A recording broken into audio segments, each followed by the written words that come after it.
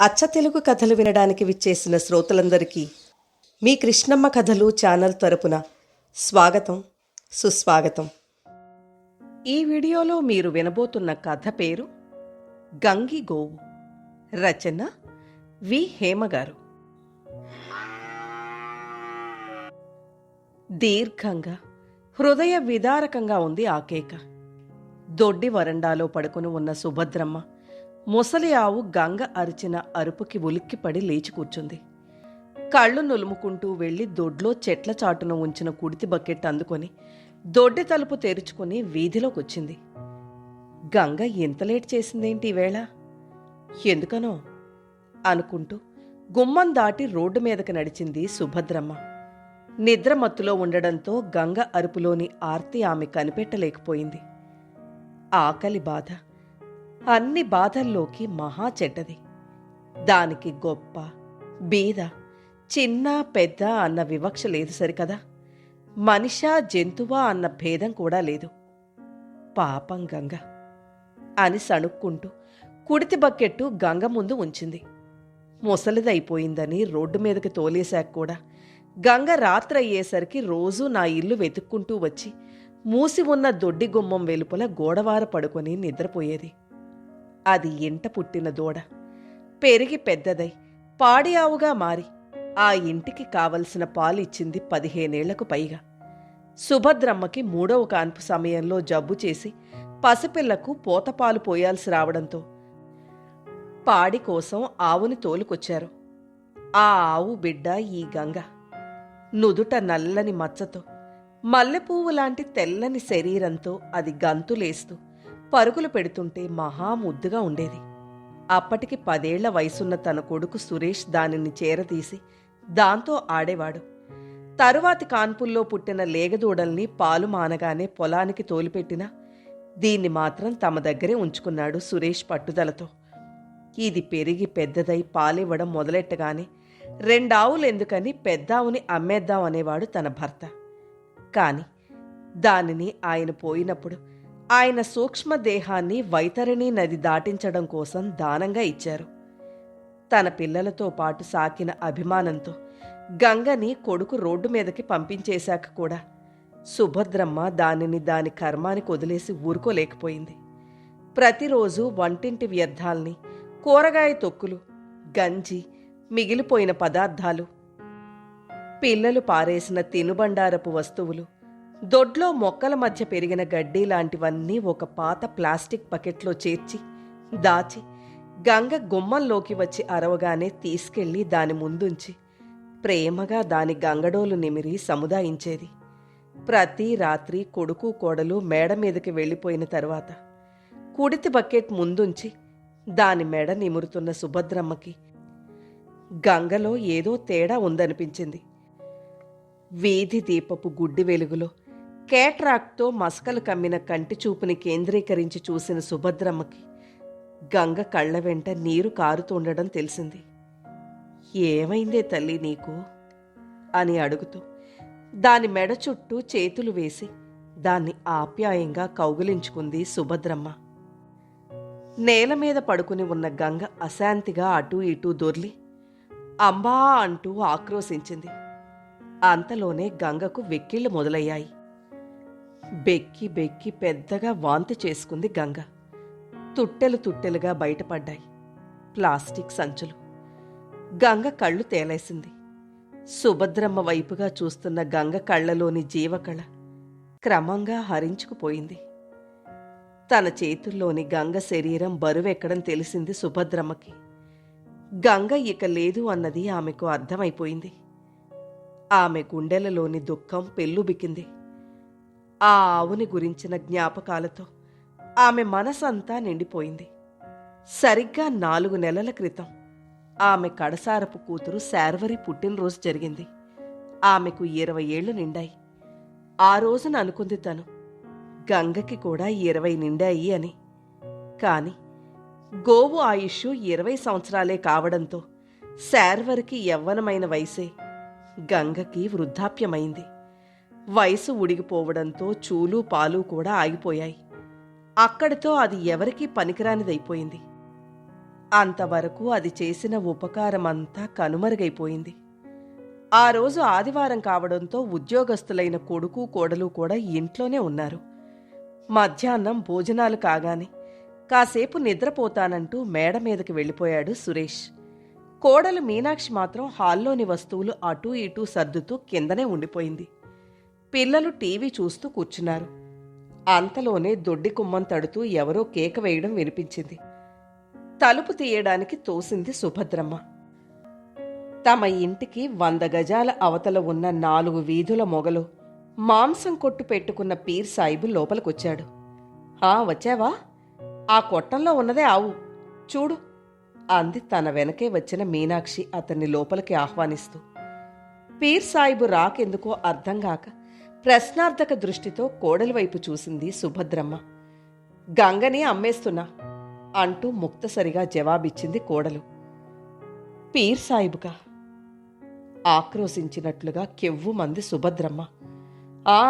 మరే పీర్ సాయిబుకే. పొట్టిపోయిన గొడ్డును ఇంకెవరు కొంటారు? గుర్రం గుడ్డిదైనా దానాకి తక్కువ కాదన్నట్లు మేపడం తప్పడం లేదు.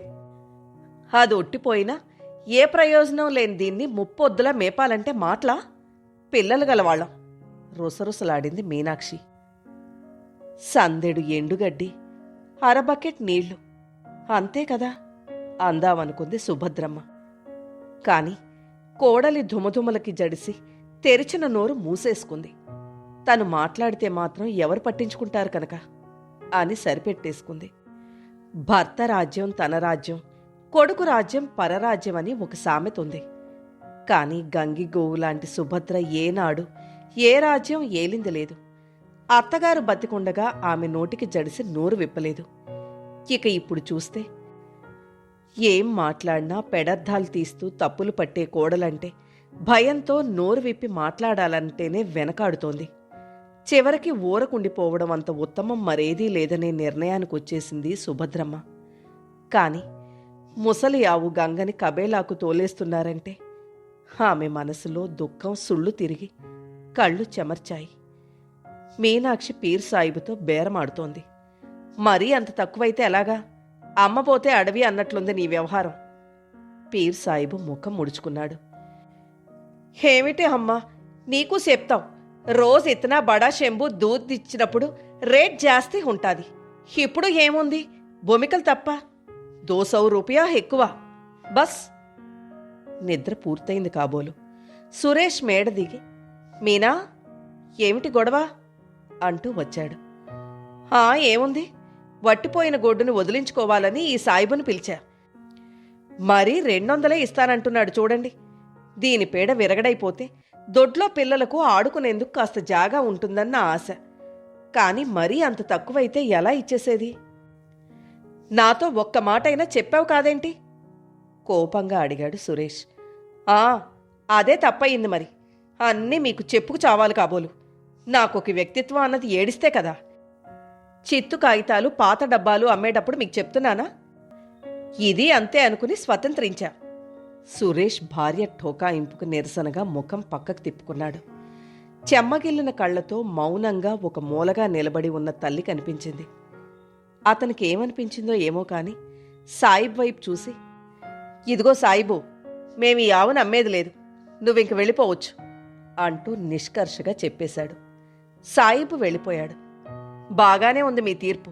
ఎటొచ్చి అనుభవించేది నేనేగా. ఒక్కనాడైనా మీ రావుకి గడ్డైనా వేశారా? దానికి కాస్త నీళ్లు పెట్టిన పాపాన పోయారా ఎప్పుడైనా? అంది మీనాక్షి సవాల్లా. గంగ చిన్న దూడగా ఉన్నప్పటి నుండి ఇప్పటి వరకు దాని సంరక్షణంతా చూస్తున్నది నేను కదా. కోడలిలా అంటుందేమిటి అనుకుంటూ ఆశ్చర్యపోయింది సుభద్రమ్మ మనసులోనే. సురేష్ భార్యకేం జవాబు చెప్పకుండా ఇంట్లోకి నడిచాడు. మీనాక్షికి అరికాలి మంట నెత్తికెక్కిపోయింది. వెనక నుంచి భర్తను ఉద్దేశించి కేకేసింది గట్టిగా. ఇదిగో, నా మాట వినండి. ఇంకీ వట్టిగొడ్డుతో పడ్డం నా వల్ల కాదు. అదే కావాలనుకుంటే మీరు దాన్నే అట్టే పెట్టుకోండి. నేనే నుయ్యో గొయ్యో చూసుకుంటా తెల్లారేసరికి అంది. మీనాక్షి మొండిపట్టు తెలిసి ఉండడంతో వెనుతిరిగొచ్చాడు సురేష్. కొట్టం దగ్గరికి వెళ్లి గంగ మెడలోని పలుపు విప్పేశాడు. వాల్ పోస్టర్లు ఓడదీసుకు తింటూ, మురికి గుంటల్లో నీళ్లు తాగి దాహం తీర్చుకుంటూ అనాథలుగా రోడ్ల వెంట తిరుగుతూ కనిపించే వృద్ధ గోమాతలు అతని కళ్లకు కట్టాయి. గంగ కూడా వాటిలో ఒకటిగా బ్రతుకుతుందిలెమ్మని మనసు సరిపెట్టుకున్నాడు. తల్లివైపు తిరిగి సురేష్ సంజాయిషీల, అమ్మా, గంగని బయటికి పంపేస్తున్నానమ్మా అంటూ దానిని రోడ్డు మీదకు తోలేసి దొడ్డి తలుపు మూసేశాడు. మనసంతా గంగ మీద ధ్యాసతో నిండి ఆ రాత్రి సుభద్రమ్మకి ఎంత ప్రయత్నించినా నిద్ర రాలేదు. మరునాడు దొడ్డంతా చిన్నబోయి కనిపించి కడుపు తరుక్కుపోయింది. కాని క్రమంగా అదే అలవాటైంది. ఇదంతా జరిగి నిండా 4 నెలలైనా కాలేదు. అప్పుడే గంగకి ఆయుష్ కరువైపోయిందా అనుకుంటూ దుఃఖించింది సుభద్రమ్మ, నిర్జీవంగా పడి ఉన్న గంగ శవాన్ని చూస్తూ. నెమ్మదిగా తూర్పు తెలబారింది. జనం ఒక్కొక్కరే లేచి మసలడం మొదలుపెట్టారు. ఇంకా అక్కడే ఉండడం బావుండదని లేచి లోపలికొచ్చేసింది సుభద్రమ్మ. కాని గంగని పూర్తిగా గాలికి వదిలిపెట్టలేకపోయింది. హాల్లోకొచ్చి వీధివైపు కిటికీ దగ్గర చేరి వీధిలోకి చూడసాగింది. రోడ్డు మీద తిరుగుతున్న జనం కొందరు రోడ్డు వారా పడి ఉన్న ఆవు శవాన్ని చూసి ఆగిపోయారు. చాలామంది హిందువులు కాబోలు క్షణం ఆగి దానికి నమస్కరించి ముందుకు సాగుతున్నారు. అక్కడున్న వారిలో ఒకడు తలగుడ్డ తీసి ఆవు పక్కన పరిచి తన జేబులో నుండి కొన్ని చిల్లర డబ్బులు తీసి దానిమీద వేశాడు. దారిన పోతున్న వాళ్లలో చాలామంది ఆగి గోవుకి నమస్కరించి తమకు తోచినంత డబ్బు తీసి ఆ గుడ్డ మీద వేసి వెడుతున్నారు. మరొక వ్యక్తి అక్కడున్న గబ్బు గలీజు భరించలేక పక్కనే ఉన్న మట్టి గుట్టలోంచి మట్టి తెచ్చిపోసి ఆ ప్రదేశాన్ని శుభ్రం చేశాడు. ఈ ఆవుని చాలా రోజుల నుంచి వీధిలో చూస్తూనే ఉన్నాం. పాపం ఆకలి భరించలేక కాబోలు వాల్ పోస్టర్లే కాదు, ప్లాస్టిక్ క్యారీ బాగిల్ కూడా తినేసేది. అవన్నీ కడుపులో పోగుపడి ఇలా ప్రాణం తీశాయి కాబోలు అంటూ అక్కడ చేరిన జనం తలో మాట చెప్పుకోవడం మొదలుపెట్టారు. అంతలో అక్కడ చేరిన ముసలమ్మ ఒకామె ఆ ఆవుని ఇటువంటి దుర్దశలోకి నెట్టిన వాళ్ళని తూర్పారబట్టింది. ఎవరయ్యా ఈ ఆవు తాలూకు మనుషులు? పాలిచ్చినన్నాళ్ళు మేపి దీని పాలు తాగి బలిసిన వాళ్ళకి ముసలితనం వచ్చి పాలు ఉడికిపోగానే వీధిలోకి నెట్టేసిన పాపం ఊరికే పోతుందా అంటూ ఆ కక్షను వెళ్లబోసింది. తనను సరిగా చూసుకొని తన పిల్లల మీద అక్కసు ధ్వనించేలా, తల్లిదండ్రుల్నే ఒగ్గేసే ఈ నాయాళ్ళు ఆవుల్ని ఏడపోషిస్తారమ్మా? ఎల్లలు సొద్దులు మా బాగా చెప్పావులే అవ్వా అన్నాడు కలబండి తోసుకొచ్చిన ముసలయ్య తన పిల్లల్ని తలుచుకుంటూ.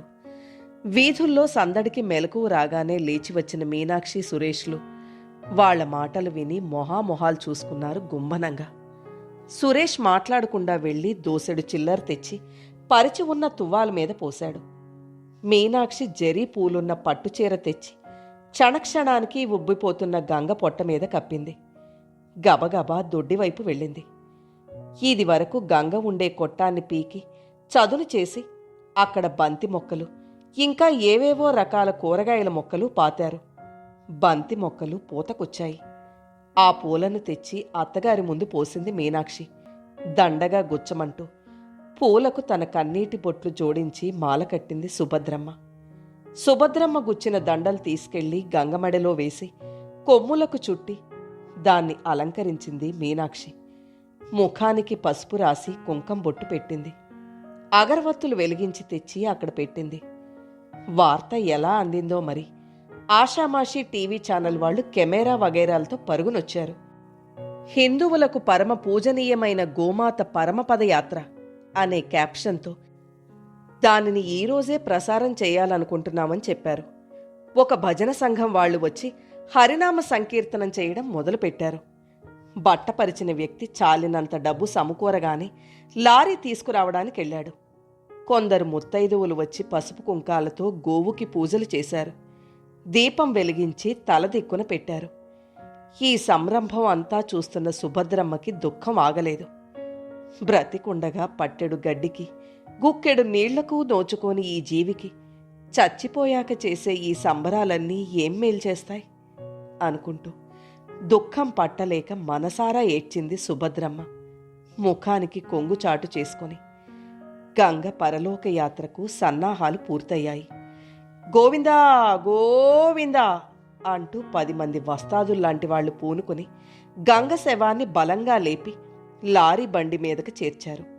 భజన సంఘం వాళ్ళు బండి ముందు దైవనామాన్ని కీర్తిస్తూ అడుగులు వేస్తుంటే జనం పూలు చల్లుతూ వెంట నడవగా ఊరేగింపుగా మొదలయ్యింది శవయాత్ర. అంగరంగ వైభవంగా ఊరంతా తిప్పి మరీ గంగ పార్థివ దేహాన్ని ఊరి బయటికి తీసుకెళ్లి అక్కడ సమాధి చేసి దానిపై ఒక చిన్న కోట కట్టి తులసి మొక్క పాతాలన్నది వాళ్ల ప్లానుట. ఆ మైదానంలో అప్పటికే హిందువులకు తల్లిలాంటి గోమాతలు ఎన్నిటికో సమాధులు ఏర్పరిచి వాటిపై తులసి కోటలు కట్టడం జరిగింది. ఈ తంతంతా టీవీలో వస్తుందని తెలియగానే జనం మరీ రెచ్చిపోసాగారు. కాని ఇంతమంది జనంలో నిజంగా గంగని గురించి మనసా ఆలోచిస్తున్నది సుభద్రమ్మ ఒక్కర్తే. గంగ అంటే నిజంగా గంగిగోవే, శుద్ధ సాత్వికమూర్తి. ఏనాడు అది పసిపిల్లలు వచ్చి కాళ్లకి అడ్డం పడినా కొమ్ము వీసిన పాపాన పోలేదు. మంచి ఒడ్డు పొడుగు కొమ్ము బలం ఉన్న ఒంగోలు జాతి ఆవు కావడంతో కుంభవృష్టిగా పాలు కురిపించి అది అందర్నీ సంతోషపెట్టింది. ఎప్పుడైనా దానికి పోషణ తగ్గిన రోజులున్నాయేమో కాని దాని పాలు తగ్గిన రోజుల్లేవు.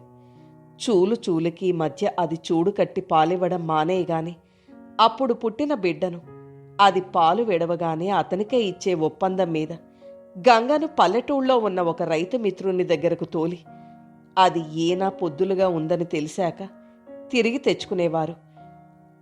ఇలా పెద్ద కష్టమేమీ లేకుండానే గంగను సాకారు. తల్లిపాలు కరువైన పిల్లలెందరూ గంగపాలు తాగి పెరిగారు. కాని ఇప్పుడు దానివల్ల జరిగిన మేలు మరుగున పడిపోయింది. అనాథగా వీధి పాలై పట్టెడు గడ్డికి మొహం వాచి ఆకలి జ్వాలల్ని తట్టుకోలేక తినుబండారాల వాసనలతో ఉన్న ప్లాస్టిక్ సంచుల్ని తిని ప్రాణం మీదకి తెచ్చుకుంది. గతం ఎవ్వరికీ గుర్తురాలేదు. ఈనాడది వ్యర్థజీవి. నువ్వు పాలిచ్చిన రోజుల్లో నీ కడుపు నిండేలా మేపిన వాళ్లే ఇప్పుడు నువ్వు ముసలిదానివయ్యాక నీకు పట్టెడు తిండి పెట్టాలంటేనే వెనకాడుతున్నారు. తిండి కోసం అలమటించి ప్రాణాలు పోగొట్టుకునేలా చేశారు. ఈ కృతజ్ఞతను క్షమించగలవా గంగా అంటూ ఊరేగింపుగా సాగిపోతూ క్రమంగా కనుమరుగవుతున్న ఆ గోమాత పార్థివ దేహానికి మనసారా కడసారిగా నమస్కరించింది సుభద్రమ్మ. వృద్ధాప్యం అందరికీ సహజమే, కాని అందరికీ ఒకలా ఉండదు. రేపు కాలు చెయ్యి ఉడిగాక తన బ్రతుకేమవుతుందో అన్న ఆలోచన మనసులోకొచ్చి గుండె బరువెక్కగా అసహాయంగా నిట్టూర్చింది సుభద్రమ్మ. ఈ కథ ఆంధ్రభూమి సచిత్ర మాసపత్రికలో 2007 సంవత్సరం ఆగస్టు సంచికలో ప్రచురింపబడింది. కథ నచ్చితే లైక్ చేయండి. మీరు లైక్ చేయడం వల్ల మరింత మందికి ఈ కథలు చేరతాయి.